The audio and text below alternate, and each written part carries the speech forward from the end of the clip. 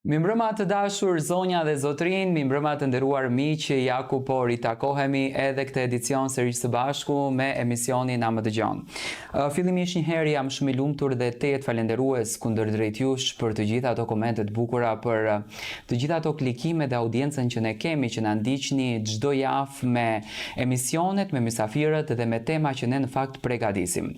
Tani konceptin e emisionit Ta më dëgjon ju e dini. Ne gjurmojmë, kërkojmë dhe sjellim pranë jush figura që ndoshta nuk i keni takuar asnjëherë, por figura që në jetën e tyre kanë një bagazh, figura që në jetën e tyre kanë se çfarë të flasin, kanë projektuar jetën në formën që ndoshta mendja dhe logjika jon nuk na e projekton, por ne besojmë që të gjithë jemi një energji dhe energjia shkon përtej universit. Por figura që ka mësonte është brenda universit, por kina na duket një botë shumë e largët.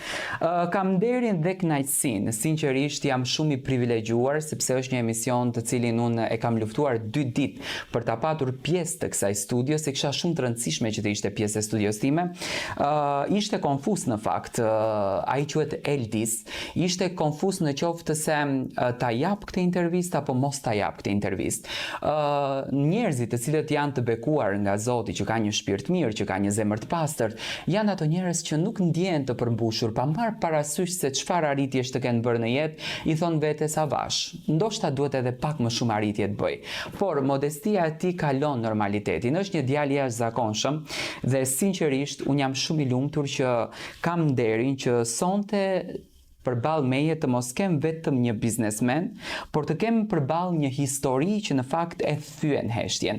Një histori që sfidon kufijt, një histori që dëshmon se origjina nuk të përcakton destinacionin.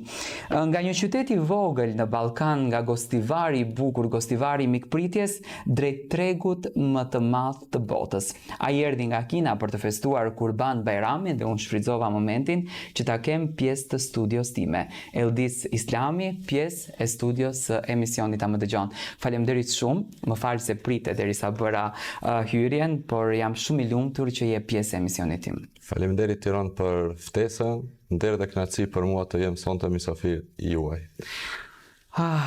Eldis, jam shumë i lumtur dhe sinqerisht e thash, e kisha shumë të vështirë që të të bindi, sepse je aq modest sa që i thua vetes ndoshta duhet bëj dhe pak, ndoshta duhet bëj dhe pak.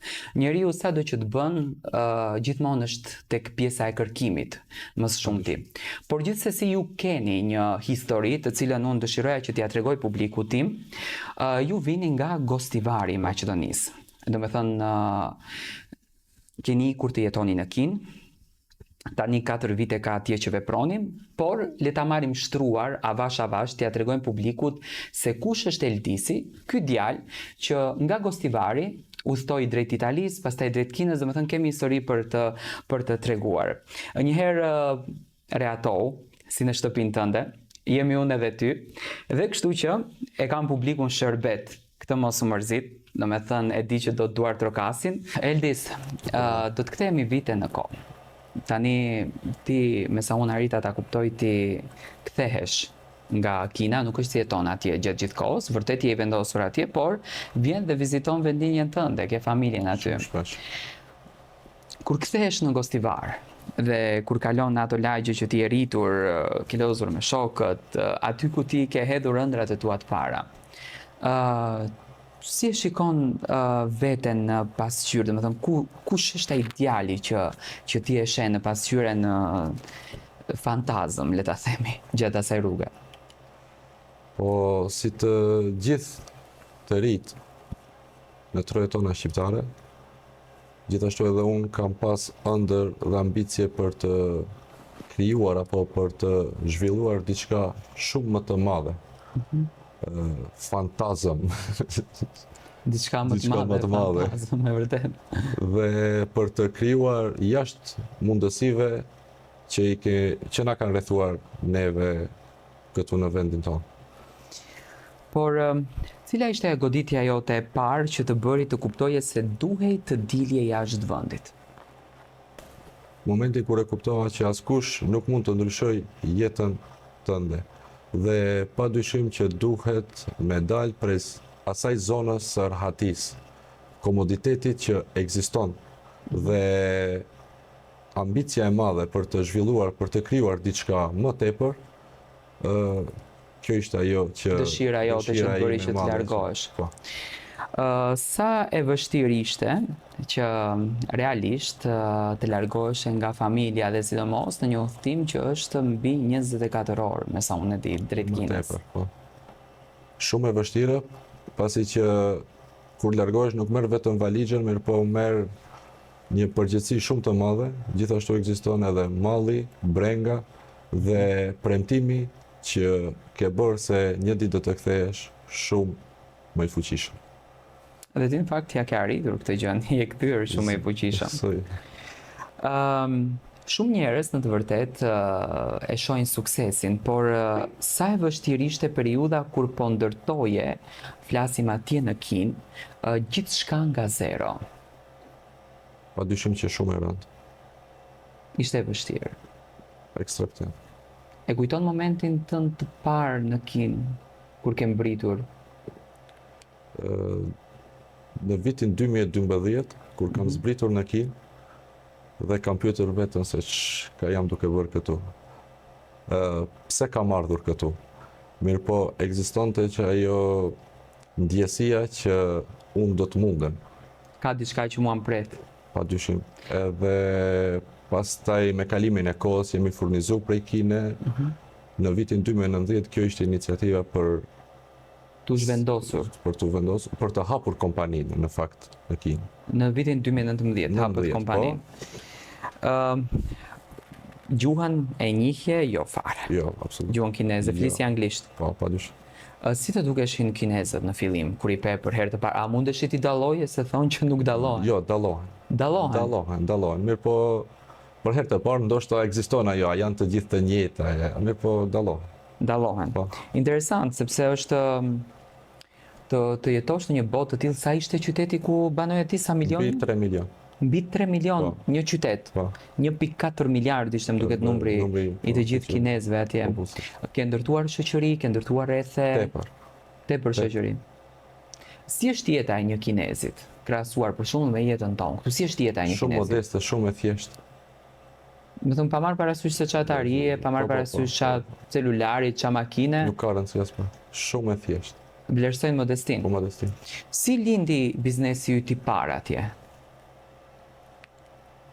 Po në vitin 2012 kur kam vazhduar atje të furnizohem, domethënë me mat prej Kine, kjo ishte ajo që kam shtyni derisa këto njerëz si funksionojnë, si punojnë, pse mos mundemi ne të ambientohemi dhe të krijojmë diçka për vendet tona, në Ballkan në përgjithësi. Dhe pse mos unë të jem një ndër këto kontribues këtu në mes kinezëve. Dhe ti arrite. Besoj që ende jo. Besoj që ende jo. Realisht, nejse ja, kuma i ri dhe besoj që të të arishtë dhe më shumë. A ka pasur një moment kur mendoje se gjithçka në të vërtet po shëmbej atje në Kinë? Po. Cili ishte ai momenti, ma shpjegon pak? Po, padyshim që po, se ka pasur momente ku përgjithësitë kanë qenë shumë më të mëdha se sa mundësi që i kemi poseduar. Mirë po, ja kemi dalë. Ja ke dalë. Po nëse nuk është edhe aq e lehtë, pa marrë parasysh që ndoshta njerëzit thonë, wow, sa lek mund të fiton, po atje sa fiton dhe harxhohen. Kjo është qëllimi që ti dëshiron të bësh edhe biznes më të madh. Si fitove besimin e biznesmenëve kinez? Në Kinë nuk të respektojnë se në çfarë gjuhë po flet, mirë po të respektojnë dhe të shohin se sa i sinqert, sa i besueshëm dhe sa realist je në punën që po e bën. Kështu fitohet korrektësia në bashkëpunimet me kinezë. Me bizneset që i kemi. Do të thënë keni shumë bashkëpunime. Për momentin po, përveç Ballkanit që kemi Maqedoni, Shqipëri, Kosovë. Okej. Në Maltëzi gjithashtu kemi tash edhe në lindjen e mesme, në Iran, gjithashtu në Tajikistan, kemi shumë bashkëpunime të të mëdha. Do të thënë jeni gjithandaj jeni hapur si kompani. Si kompani. Konkretisht në Kinë kompania juaj me çfarë merret? Me pjesën logjistike. Pjesën logjistike. Që nga super. Po tani, më thuaj si arritet të jesh konkurrues në gjithë atë treg apo në tregun më të madh të botës, se realisht treg më të madh të botës se Kina nuk ke. Në Kina gati se çdo ditë ne jemi nxënës aty, e ndjem veten si student dhe çdo ditë po mësojmë dhe fitojmë njohuri të ndryshme prej tyre. Do më thuash se cila ka qenë kontrata ose bashkëpunimi që ndryshoi krejtësisht karrierën tënde?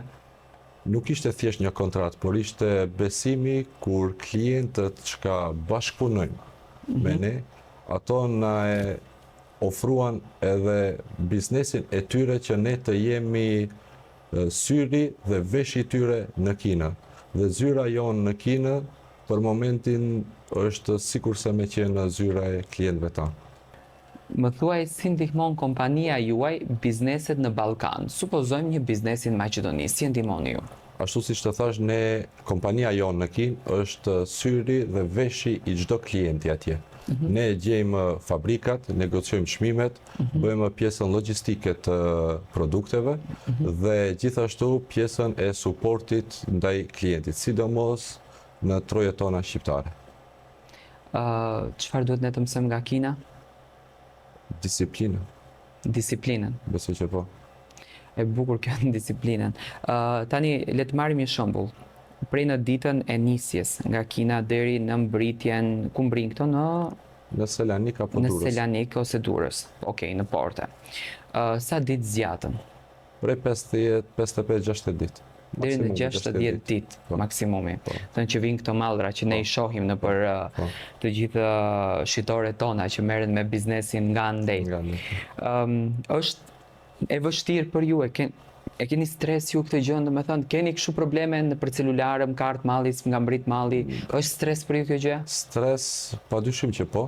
Stresi nuk hiqet kur, mirë po me durim dhe me përgjegjësi maksimale ndaj çdo produkti, ndaj çdo përgjegjësie që kemi marrë ndaj klientit, prej klientit, besoj që ja dalë.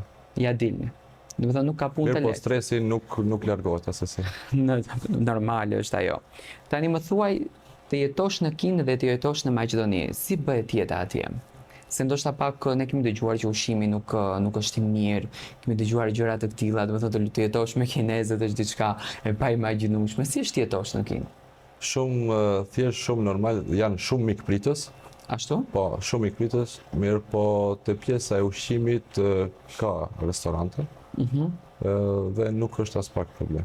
Domethënë ka dhe ushqime prej ne që jam këtej ushqime ballkanike. Ballkanike. Ka shqiptarë në Kinë të tjerë për shembull që jetojnë atje? Sa kam dëgjuar, po, prej Shqipërie ka shqiptar të cilët janë të fokusuar më së shumti në profesion, në arsim, Okej. po, ndërsa te pjesa e jonë logjistike janë diku të Maqedonisë 3 apo 4 dhe gjithashtu 4 të Shqipërisë, mos gaboj, Do të me thënë të cilët jam shumë i afër dhe gati se çdo mbrëmje jemi së bashku. edhe atje domethënë bëni takime shqiptare. Nuk jemi konkurrencë me një fjalë. Ky është mesazhi më i bukur sepse këtej do më konkurenca gjithmonë është armik i Armik, njëri po. tjetrit. Si menaxhohet stresi i madh kur ke përgjegjësi të mëdha financiare? Si e menaxhoni ju këtë stresin? Domethënë çfarë bëni ju që ta qetësoni veten, sepse unë e di që kompanitë e juaja flasin me çmime maramëndse. Vetëm me organizim dhe qetësi.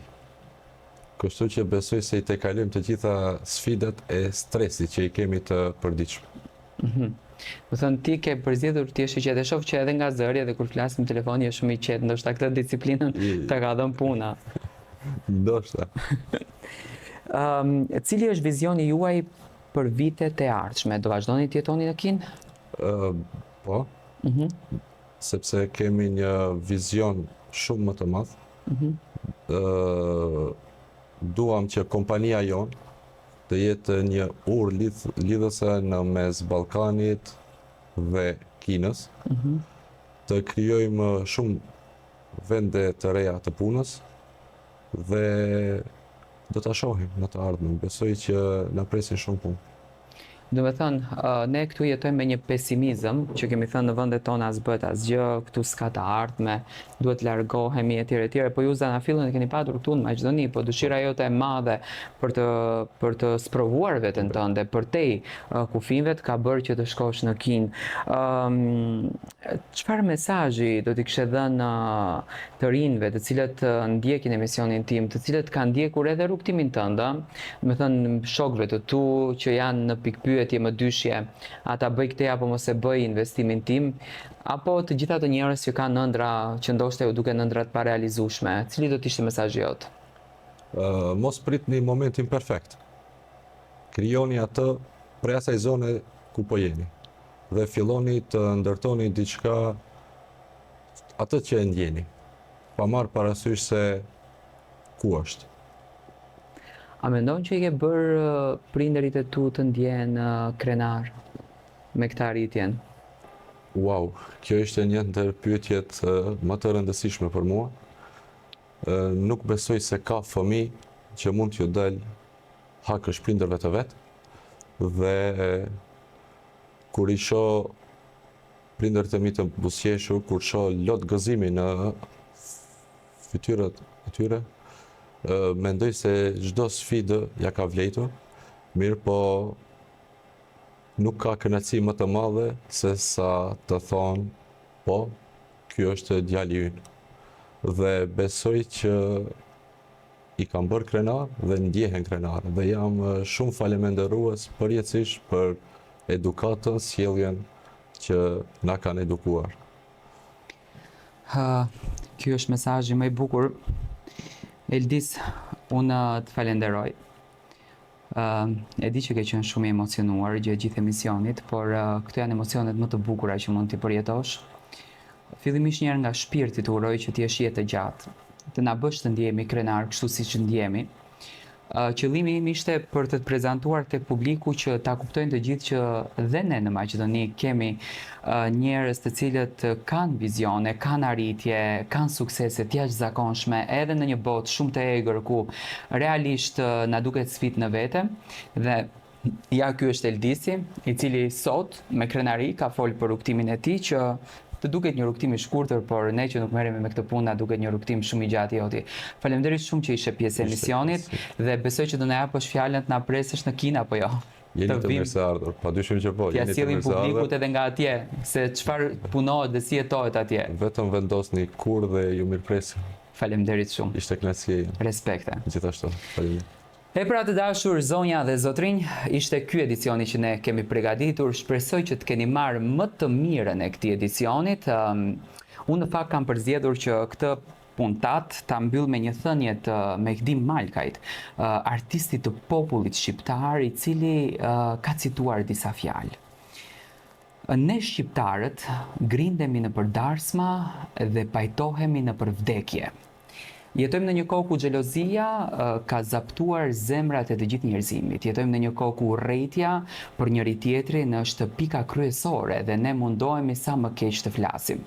Jeta jonë është shumë e shkurtër, ne nuk e dim nëse do t'jemi nesër. Dhuroni sa më shumë dashuri, dhuroni sa më shumë duar trokitje suksesit të tjetrit, sepse vetëm duke duar trokitur tjetrin, atëherë Zoti mund të buzëqesh me ne dhe mund të na dhurojë atë që ne duam ta marrim nga jeta.